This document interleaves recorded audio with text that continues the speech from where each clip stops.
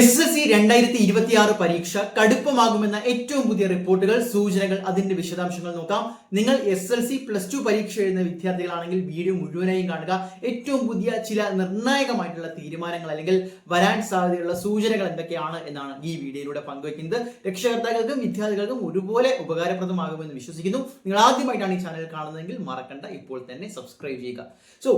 SSLC പരീക്ഷയിൽ ഇനി full A+ കിട്ടുക അത്ര എളുപ്പമുള്ള കാര്യമല്ല എന്ന് പറയുന്ന ഒരു സൂചന വാർത്തയാണ് ഇപ്പോൾ വന്നിരിക്കുന്നത്. അതിൽ തന്നെ എടുത്തു പറയേണ്ടത് കടുപ്പമാക്കി മാറ്റും എന്ന സൂചനകളാണ്. പ്രത്യേകിച്ച് SSLC, അതിന് പിന്നാലെ +2.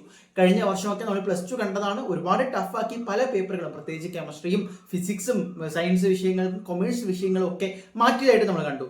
ഇനി അതിൽ ഏറ്റവും എടുത്തു പറയുന്നത് കേരളത്തിൽ ഈ വർഷം മുതൽ SSLC പരീക്ഷ കൂടുതൽ കടുപ്പമുള്ളതാക്കി മാറ്റുമെന്ന സൂചനയ്ക്ക് പിന്നാലെ പരീക്ഷയുടെ ആകെ ചോദ്യങ്ങളിൽ 30% ചോദ്യങ്ങൾ ഈസി ആയിരിക്കും എന്നുള്ളതാണ്.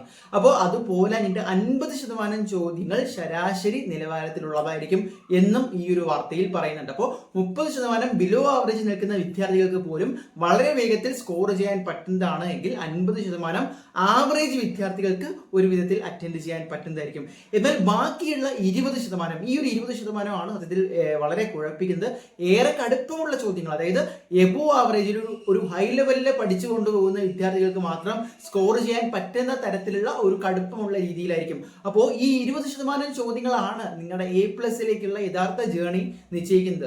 അപ്പോൾ ഈ 20% ചോദ്യങ്ങൾ ടഫാക്കുന്നതോടെ ഫുൾ A+ കിട്ടുന്ന കുട്ടികളുടെ എണ്ണത്തിൽ കുറവുണ്ടാകും എന്നൊരു റിപ്പോർട്ട് കൂടി ഇപ്പോൾ വരുന്നുണ്ട്.